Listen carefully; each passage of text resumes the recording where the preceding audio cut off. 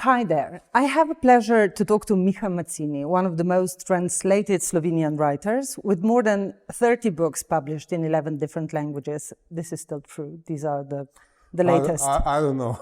Okay. It is on the internet, so I don't know. It is on your webpage. Yeah, so I know.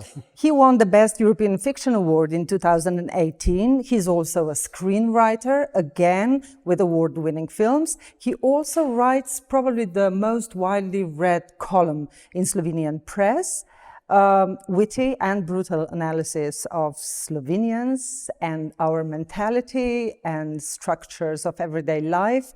And let's not also forget about his PhD from anthropology of everyday life. So welcome, Miha Mazzini. Hello. I can't help to feel a little bit weird. We are both Slovenian native speakers, but for the purpose of Brussels Book Fair, obviously we speak English, so the world can understand what you are basically saying. But this English, does it also offer us a tool, a sort of to look at our existence, our environment from a sort of bird's perspective? It's not your language you're using, so you have to sort of think differently, is it? It is, I agree, because it puts some distance in your speech, basically. Between your thought and the speech, there is some distance if you are speaking a foreign language. But let's be helpful and try to speak the worst English possible. Okay, I'm sure we can manage that. I can manage that. As I was saying in the beginning, you are one of the most translated Slovenian author. So when you write for Slovenian audience, obviously, but also for international audience, or you don't think about who you write for at all? I'm writing for myself. For myself, meaning not, sometimes I get some manuscript, some person saying, I'm writing for myself only, and I'm sending you this for you to read. And then I return this saying, if you're writing for yourself, so read yourself. But when I'm writing, so as a writer, I can't imagine anybody else but myself as a reader. So I want to have fun, or I want to be saddened by something, I want to get some feelings, and basically, and sometimes while I'm writing, I say to myself, but this is boring. And then I close the computer, I go to sleep, and then I restart the next day. Because there's an old country song saying you can't, you can't pleasure everybody, so pleasure yourself, basically. Okay.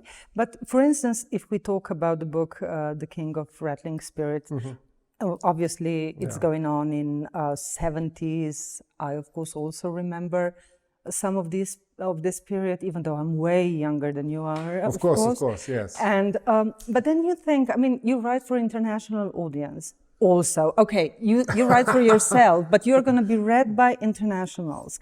And they don't know what early 70s or 70s were in, let's say, Slovenian context. And then you have all the younger generation who's going to read your book. So I can't believe that you're only writing for yourself. No, because you include all these references. I agree. Not this one. This one was written for my daughters, basically. Okay. Okay. I was in some point of my life at the time that was written, I don't know, 20 years ago or something. 2001. Yeah, or so. Yeah, so it's okay. And I was at some point. I was basically asking myself. Those are the years when you start thinking about your childhood. Basically, and I couldn't remember anything before 12 years old. And that got me worried. A little bit, really. And this will sound totally stupid and totally incredible, probably, but it happened to much bigger writers than I am since late 19th century. I was thinking of going to therapy, psychotherapy. And for a writer, and every writer since 19th century, since psychotherapy exists, will I be able to write afterwards? And the answer is yes, and much better than before. But everybody was suffering because, was it Rilke who wrote, but if I give away my demons, will my angels? Yes, that's the problem. So I said to myself, okay, I have to do something about, because I was feeling really bad. I was at that stage in your life when you have to turn backwards so you can continue moving forwards. And I said to myself, okay, I have a few months time for one more book. And this one should be for my daughters, to explain where I'm coming from, what times they were, and how my family was, and how I was as a kid. 12 years old kid, because I couldn't remember before, but yes. So I sat down and wrote this for my daughters. And of course, I stumbled about this problem that you mentioned. Suddenly, to explain today even that there were times before the internet, imagine, and mobile phones, That's strange. That's totally strange. This is like, some from different planet. So basically, how I solved this, or I think I solved this, I put a lot of picture inside, about objects and some autobiographical, like some of them, family photos, and so for instance, on, gramophone. And people nowadays don't know what gramophone is any longer. Okay, it's fashionable again. It's fashionable again. Now it's fashionable again. I'm very glad about it. But yes, gramophone, for instance. So I cut on explaining, and there's a photo. You take a look on yourself, and ciao, and let's move. But what about those Tito's photographs? I mean, just the audience has to know. Of course, when we were living in socialism, there were Tito's photographs on every communal wall, I believe.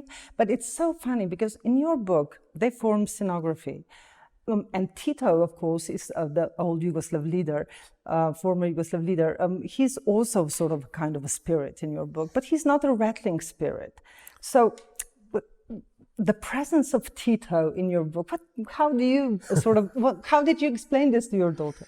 I mean, there could be a much easier way, I could put Tito was a dictator, or something like that. But then I realized, that basically for all these leaders, that wants to be everywhere and everything for everybody, they have to provide a photo of themselves as just, in everything, they are hunters, or they are, riders, or they are, workers. He plays piano in one of your... Playing piano, and there's a film shooting Tito, and there's, Hunter Tito, and so on. So basically, instead of saying that he was like omnipresent everywhere, I just put these photos, and I think that the reader gets the idea, that Tito was just everything for everybody. The way you were describing those trips to across the border places, like where the whole Yugoslavia was buying, I don't know, cheap jeans or records in your case, or books in your case. You remember them as a sort of funny trips, but they were very humiliating as well. They were, yes. I do hope this is in, because what I remember, when you mentioned this, the first thing, humiliation, really humiliation. And what surprised me now, that a lot of people are thinking about this as some nostalgic trips. There were better times. They weren't better times. They were differently bad times. Okay, but the spirit of all that previous system cannot compete with the spirits that your grandmother had in her closet, was it? Yes.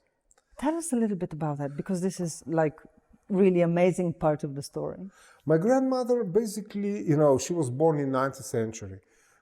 Okay, in the end of the 19th century. But basically, because she was born in small village up in the mountains, she could be born in 15th or 16th century. That was, in short, you could say she was like a religious fanatic or something.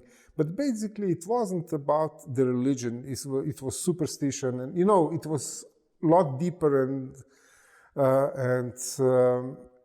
more lasting from the. But she was. Basically, she was, I'm very ambivalent about her, because in a way, she was my hugging person. She had her soft side. And she gave me this soft side when she needed me on her side to do the battles with my mother, you know. So it was basically a capitalism, a trade, a selling point, you know. But I got these hugs and tenderness I got from her when I got it. It was her, yes. But these spirits, old biblical spirits, they were so overwhelming. I mean, from the book, you're not quite sure, but it seems to me they were much stronger than, let's say, the spirits and this omnipresence of socialist system, for instance, even though they were competing symbols of different times even. The problem is basically that I really tried to tell this story from the 12 years old point of view. And when you're 12 years old, you have your family, you have some friends, you have the school, and that's about your world. You know, it's not at the time, no internet then. So that's why I have to limit everything to this 12 years old point of view, you know. And that's why Tito is present just in these pictures, you know, because 12 this is how you saw it. Yeah, 12 years old. So I was keeping with this. And, but this, for the first 5 years, when I was really, I spent first 5 years, and that's basic programming, or programming of the brain. I spent with my grandmother, you know. And situation was quite complicated because she saw these souls and devil and angels, and everybody was walking around, you know. And years later, I was in Berlin, and a friend of mine was inviting me in some very well-known Berlin nightclub, and he said, "You will see what kind of creature they will be walking around in this nightclub." And I said to him, they won't compare to the creatures they were walking around while I was a kid, you know. So basically, there was a grandmother who saw everything. But she realized that I can't see them. So and she treated me as a handicapped person, basically, you know. Oh, poor kid, you know. No angels today or what, you know. Which is really basically sad, you know. And then when I was 5, the things got a little bit complicated because my mother got a lover whom she pretended isn't there. So basically, you know, it's kind of complicated now. Who is seeing? It was a very small room, you know, the smallest flat possible in socialism, you know, and it was very complicated, you know, 3 persons there, you know, and are they angels? Are they there or are they not? Is there a lover? Is he there or not? Mother is saying no, grandpa says they are complicated, totally complicated. And I remember the point when I decided for my whole life, basically I'm a fighter for the reality. And my columns are basically about that. I'm a fighter for the reality. I check all the data, information, everything. I'm fighting for the reality. Okay, you're fighting for reality, but also the way you are describing your family. I mean, for instance, your mother has always been telling you, look, don't say anything bad about me or the family. We are a respectable family. Yeah. What you're doing in your books, you're bringing out all the difficult stories. I mean, the way you describe those 2 women, your mother and grandmother, I'm sorry to say so, but nowadays, I mean, they would probably be offered some psychotherapy, at least to put it mildly. Okay. I mean, when you look at this situation now, do you look at with a lot of understanding to both women that were so crucial in your very beginning of your life? Yes, the short answer is yes. But I still, if I understand my grandmother more, basically, she was very old, you know, when she got me there, you know, come on, be with this kid, you know, I understand. She needed, heaven, not hell on earth. So basically, but what I really, I have more like this, Understanding, yes, I have understanding. But I don't think I need some reconciliation or anything, you know, because I still do think that at least my mother could do better, but she never tried to do better. But you were always saying that writing is not a therapy for you. It's not. But it has liberating effect anyway, probably, or not? Or does it bring all the demons and you forget about the angel? I mean, it's very hard, basically. I don't know. For me, it's not easy to write about myself or, I don't know, my past or my childhood.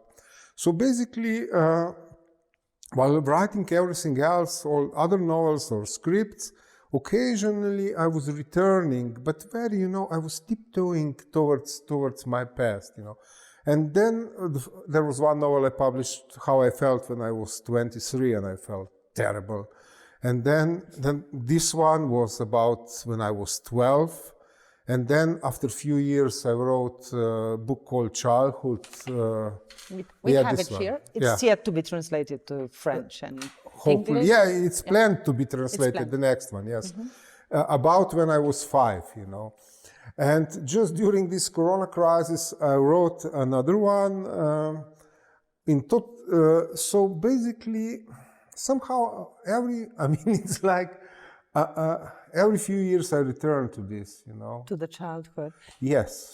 In this last book that you wrote, is it also autobiographical? At least it has parts of autobiography. This, the last one that I finished just in the last year, it's basically it's classified as not as a fiction, but it's non-fiction book. Ah, okay. So it doesn't have a main hero. It has me. Okay. And your fictional name is? No, it's I'm writing it.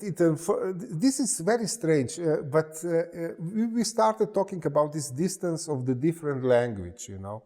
But there's another distance. And with this book, Childhood, when I returned to my youngest years, it's a book that's structured like I'm starting when I'm grown up, and then I'm returning to the childhood and back to the grown up again. And I noticed, of course, I'm a professional. I noticed that when I started writing about myself as a grown up, I was writing in the first person. But then when I moved into childhood, I need some distance. So I was writing in the third person. And then I returned to first person again, which looks probably like a mistake. But basically, it was the only way for me to do it, you know, to get some distance, to write about that child as him, you know, the third person, not about me as the first person. Sure.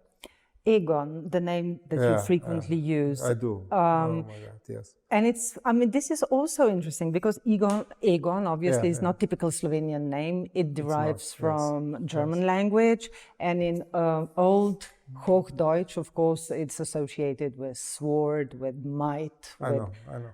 Of course, you know. But so is this also sort of a kind of, I don't know, distancing from everything that was going on around you? No, that was intended as a name that I use as a use for at least partly autobiographical writing. Before I start daring to use I, you know? Okay. So it's Egon. Yes. Oh, it's a nice. I love this name. So when we talk about names, of course, his name is Miha Mazzini, which is this Mazzini is again not a typical Slovenian name. No.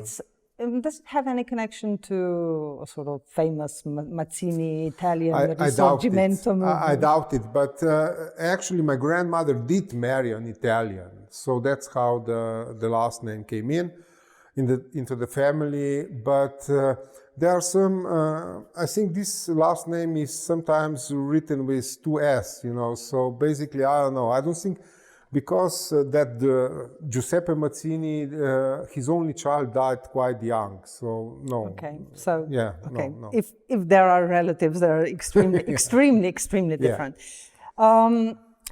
Okay, as we were saying, your books were sort of very daring for small Slovenian atmosphere.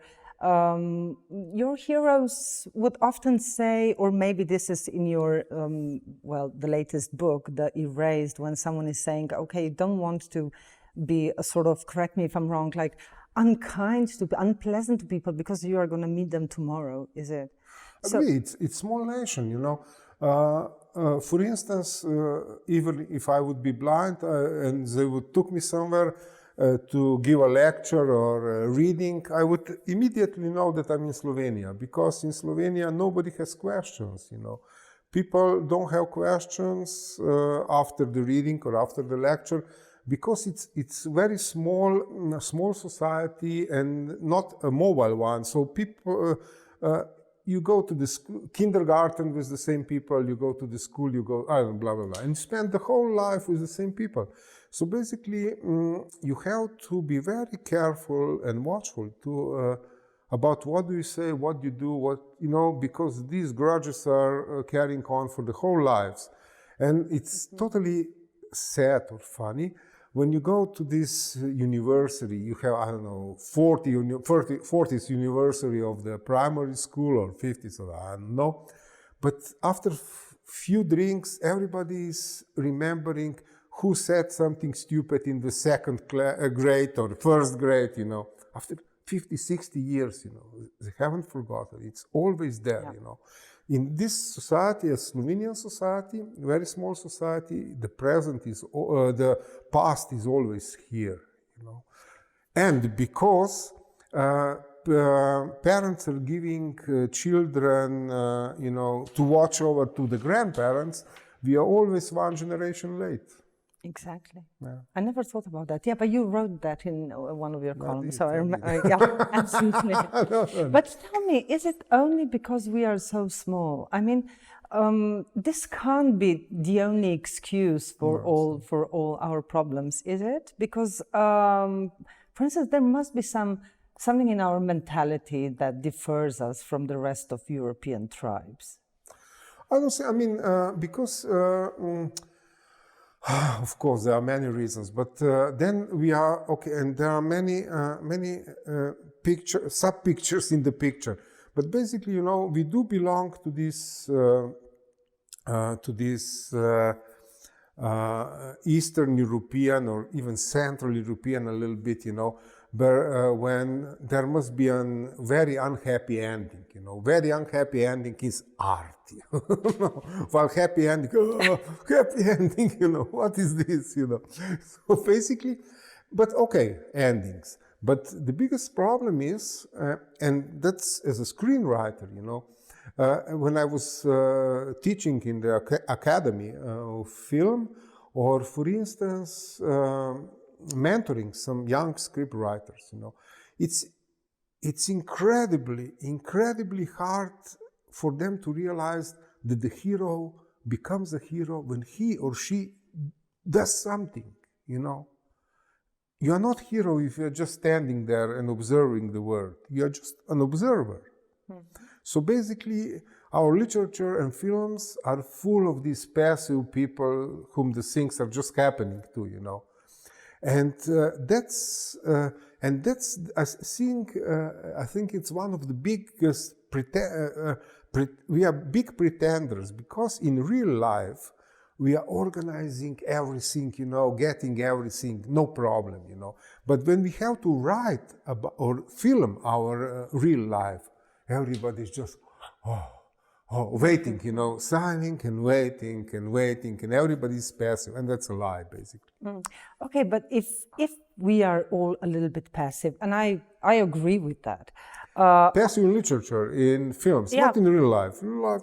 Okay. In real life, maybe we can also sort of extend these characteristics to the real life. But okay, in historic terms, I mean, you could say in the Second World War, we were sort of, you know, on the, let's say, on the side of the people who were daring, who were doing something. And then 30 years ago, in the times of independence, again, things were moving. So it obviously it comes in historic, I don't know, circles, or how would you call it? I mean, if you are speaking about 19th century, there was this, in the end of the 19th century, this this image of the big brewing, like now something will explode.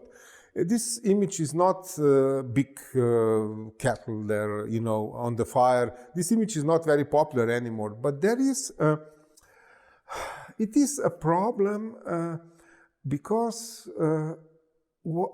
aggression is part of the human being.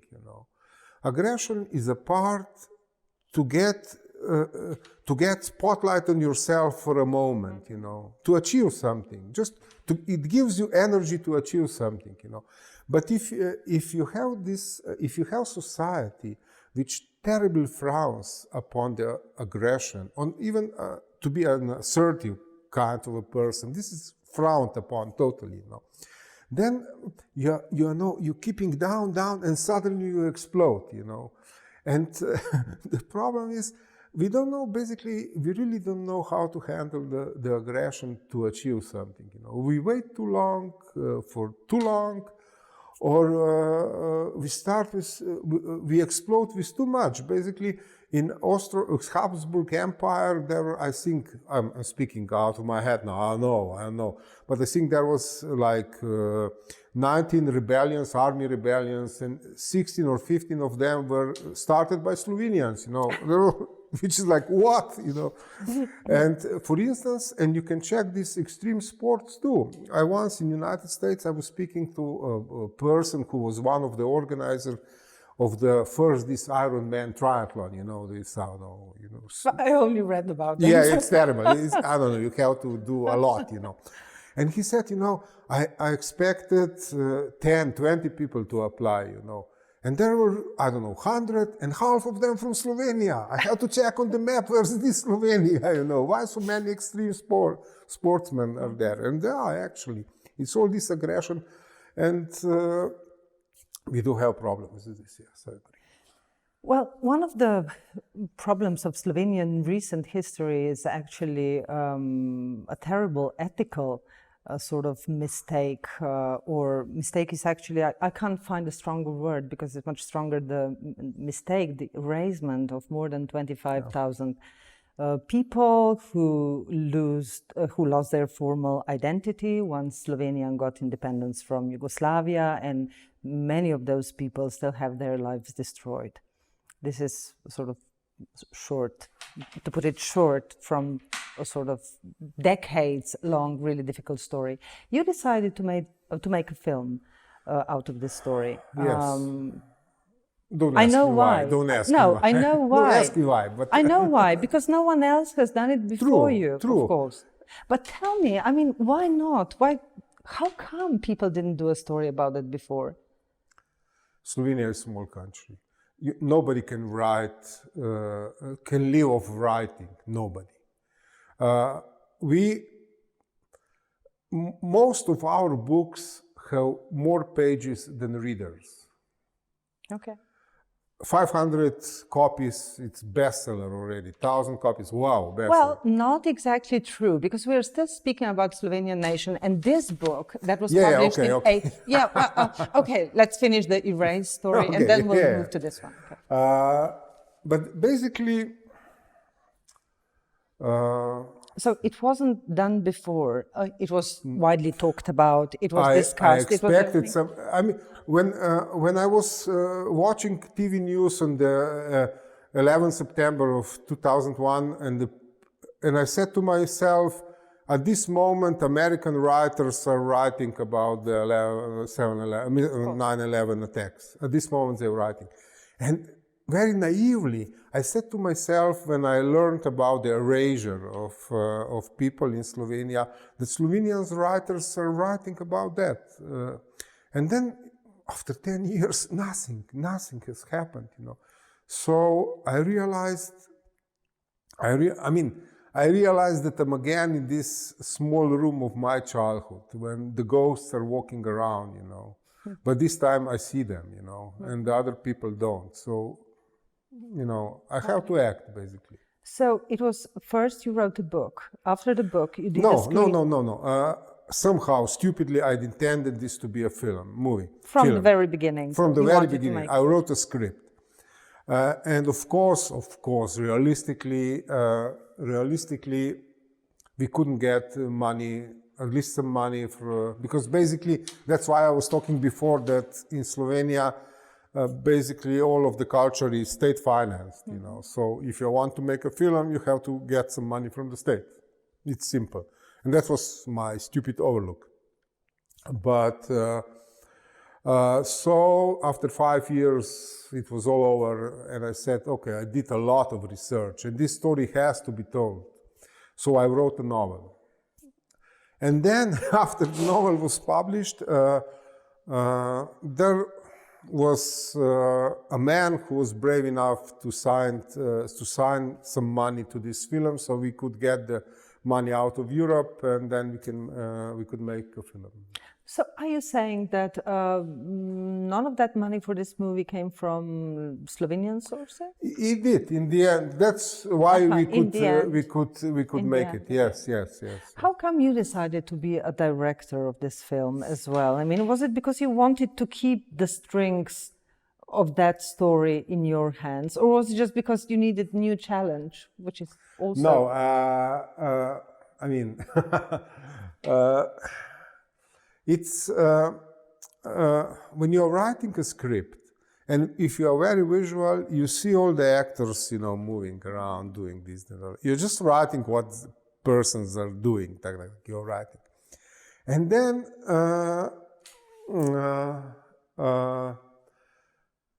you know, you give your script away, and then they are doing something, working on something, and then you go to the premiere and you watch this, and sometimes it's better, sometimes it's not, you know. And this one I wanted to control, you know.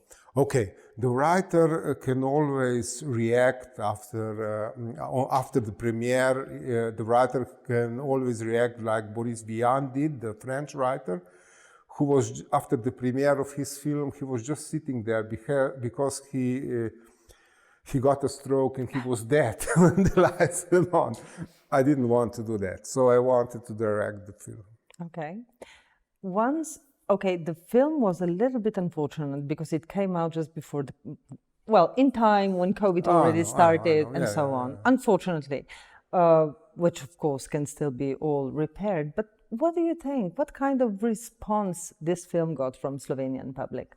We know about international public. I can check this National Library on the internet, and I can see that people are reading my novel Erased a lot, and the film was on HBO and so on. So basically, a lot of people saw it, but everybody's still quiet. Well, that was actually my question. Did it raise a debate? No, I failed. You failed? I failed. Or the nation failed to grasp the opportunity? I think the nation didn't fail. The nation behaved as expected. Because that's a funny story for me. It's a funny story. There was a German co-producer, Christoph Tocke, German co-producer attached to this film. And he said, whoa, what are we doing now? We are doing something that I did in France years ago, because in France during the Second World War, there were, from the colonies, there were a lot of black soldiers, you know, fighting for the France.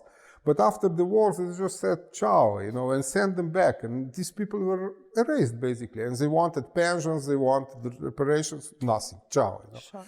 And they make a film about it. They made a film about it, and film was really scandalous, you know, really. People were, what is this, what is this? And immediately the president apologized, they got pensions, thank you very much for your service to the country, and so on. And this German co-producer said, we will do the same in Slovenia, you know. We will make a film and suddenly, you know, the president will apologize. And I said, are you crazy? There will be total silence. And he said, that's not possible. I said, it's possible. He said, okay, bet. And we bet on one beer, you know. Yes, I don't drink beer, but that's unfortunate. And he's still calling occasionally. Did something happen? I said, no, I told you, it won't. Okay. I mean, I'm an anthropologist. I'm living here. I know it won't. Yeah. In spite of all the rules of European Court of Justice and everything. I know. But that's why we have to fight on. Yeah, yeah. It's simple. It's as simple as that. Yeah. Okay, maybe this is a good moment to go back to those 45,000 copies of your first novel that was sold in 1987. So you are anthropologist.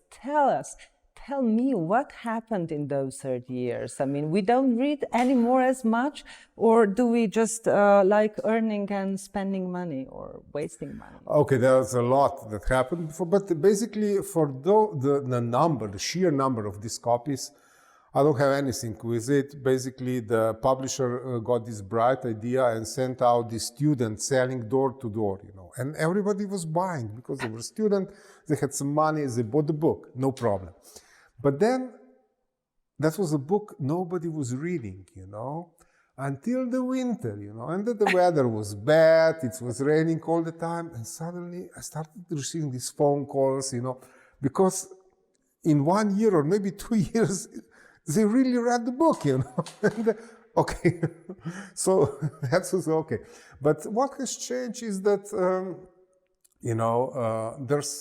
there's something that's really, really, really priceless. That's attention. We can give attention we have one attention to give. And it takes a lot of energy to give attention, a lot. And basically, if you check statistics, everybody's saying there's more, people are using more internet, more computers, more internet, more TV, more radio, more listen to more music, to everything, except books. Why? Because you can come from work, you turn on the TV, you turn the internet, you turn, everything on. But if you just open the book and let it lie there, nothing happens. It wants engagement. Yes, attention. It wants your attention. Yeah. And the problem with books is using books is unnatural for humans because we are consuming a lot of energy, because they need constant attention, If you are reading, you have to read from the first to the last page. It's a lot of attention, a lot of energy. And with biology is who spent less energy wins. It's simple. So our civilization already prospered so much when we did a lot of reading, and we are actually going some steps backwards in time. I don't think so. I mean, there is one problem I really think, because there is an amount of attention that doesn't need extra energy, and this amount is 3 seconds of attention. Okay. And that's exactly Twitter. In 3 seconds, you check one tweet. Unfortunately, this is Twitter. We like Twitter, but it has its limits. Yeah. Yes. But so Twitter's kind of fine, for if you are living in the present and you don't have to do long time planning and wider picture and so on. Do you use Twitter? No. No. Any other social media? I'm using Facebook, as a support for these columns because they got shared a lot and so on, And but actually I noticed myself, because these social networks are built as cocaine, basically. They go to the same receptors, and you get, you are scrolling all the time, waiting for something to happen. Basically, you're waiting for Messiah to appear, and suddenly your life will change. It Messiah won't. doesn't come. Yeah, I don't know. You never got to the end of the rainbow. You never got to the end of the Facebook feed. Exactly. Yeah. Okay, you use many different forms of expression. You are a writer, you are a film director, you are a screenplay writer, you are a columnist. So how do you decide which idea, which expression of yours demands certain type of your profession? I don't know. Usually it comes with an idea, basically. Okay. Except for the columns. For the columns, I have to write one every 2 weeks. So is it overwhelming? Like you have to think about it? No, basically that's why. I mean, I'm very impressed with the brain. Not only with my brain, but with every brain, because I noticed this for the first time when I signed the contract that I will be delivering one column per week. For the first 2 months, it was terrible, you know. I spent whole weeks, you know, what to write, you know. Course. And then the brain got it, you know, and it delivered one idea every week, you know, for the rest of the year. And then my contract ran out, and I didn't have to write column anymore. But for the next 2 months, I was fighting against the ideas. No, I don't need them anymore, you know. So basically, if you put, it's like, I don't know, on the sledge, you know, if you put on brain something, now I want to get these ideas for this and this and this, they start coming, you know. You have to train a lot. You have to train a lot. Yes. But as we were saying earlier, I mean, if you write something, you know, not brutally, brutal is not the right expression, but though some of your columns are quite brutal. For instance, when you are telling Slovenian mothers you have to let their children go. I mean, this is just one of the stories. I started in the punk band, basically. Okay. Okay. But do you get loads of responses, I believe, do you? Yeah, I do. I mean, some of them are really clever one. I mean, a lot of them are just, I don't know, spitting on me, but I started in punk band, so that's kind of normal. Okay. Do you mind? I mean, do you feel like explaining, look, you imbecile, you're wrong?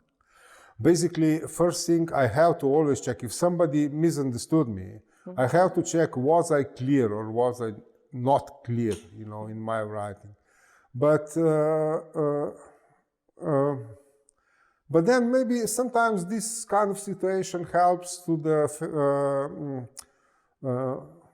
happy marriage, because the other day I got an email from a lady saying that she doesn't understand my columns at all.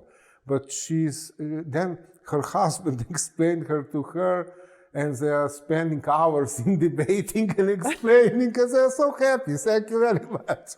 I said, what? No, really, what? Okay. Do you sometimes think, because you are writing about this Slovenian mentality, you became a sort of an authority on Slovenians and Slovenian mentality? And that puts you into a very responsible position, isn't it? I don't think so. I mean, yeah, but you know what's the danger of this position? The danger of this position is that somehow you are positioned as a preacher, you know. Every Sunday, you know, I'm preaching, and everybody's listening and saying, as they go, you know. Okay. You are still, I don't know, 50 years away from that kind of position.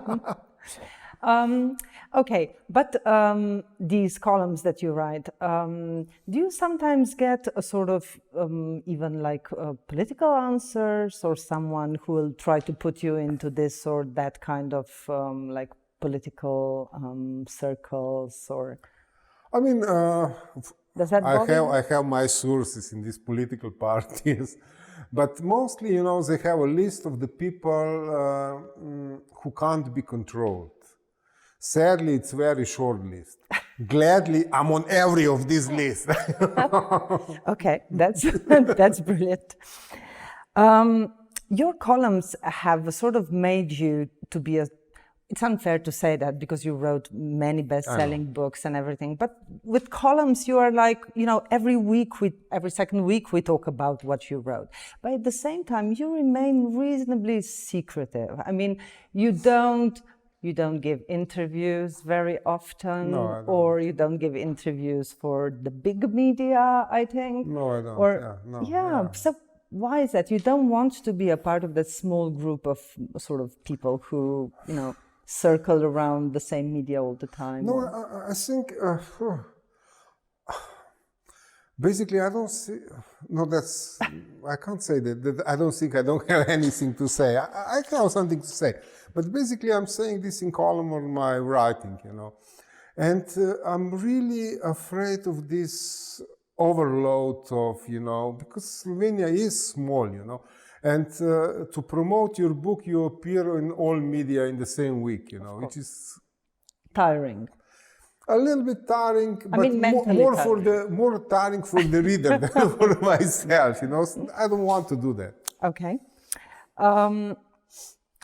Slovenian culture, this is a quote from one of your columns, I believe. Slovenian culture is a culture of non-criticism. partly for social reasons, I believe.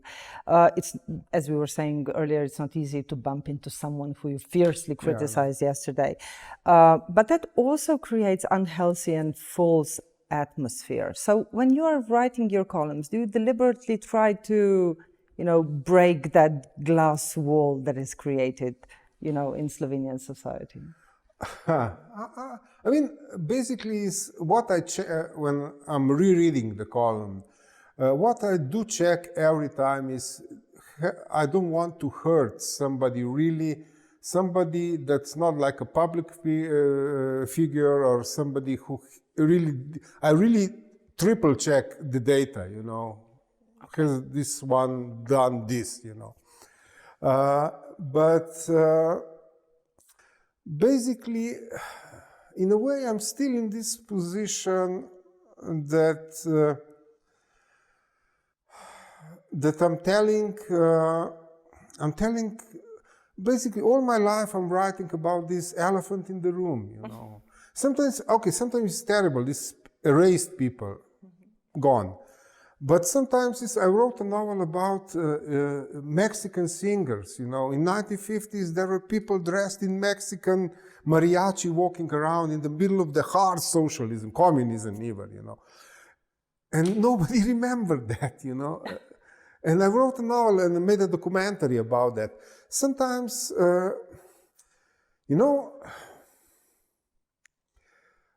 if you have a gift as a writer, it's not only your voice. You have to lend it sometimes to other people who can't do it.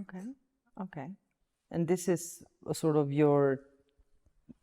this is with you all the time, basically. Yes, my therapist says that I have overdeveloped superego, with morals and everything. That I should do more orgies and so on. But So your reply was? Your reply to the therapist was? Okay. One of your secret of your creative life, you said somewhere, was taking new challenges all the time. Mm-hmm. So what is currently on your menu? I mean, on the last Gallup survey in 180 million people, they checked on 180 million people around the world, and only 30% are interested in the work they are doing. The rest is just, stamping there, waiting for the salary to come, And this is terrible, because then you spend, 40, 50 years of your life of nothing, something that doesn't interest you at all, that doesn't keep you alive, And so basically what I did during this pandemic lockdown for 1 year, I finished this book that is non-fiction. And that was kind of funny because I more sensed that in the heart of this small family of my mother and grandmother and me, there's a dark secret. And I wanted to get it. I want to get to the dark secret. And I didn't know how.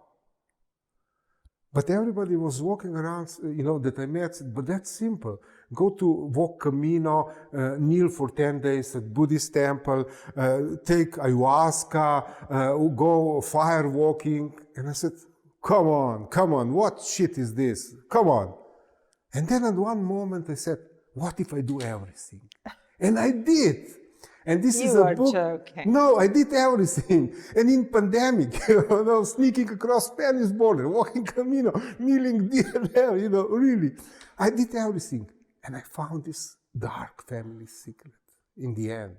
And this is a book, non-fiction, a book about this year when I was doing all this stupid, but very funny stuff. When is it coming out? It's non-fiction, so it's not coming out. No, but seriously, it's the publisher has already got this book. Yes. You wrote it for yourself? Not really. Okay. Not really. Not really. Okay, so we are all really looking forward to read that. Look, I know it's not terribly objective thing to say, and it's not a way that, that television host or hosted book fairs should do. But I have to thank you for your books. I really enjoyed every single one of them that I read, and I'm waiting for another one. Definitely. Thank you very much. Thank you so much. Thank you.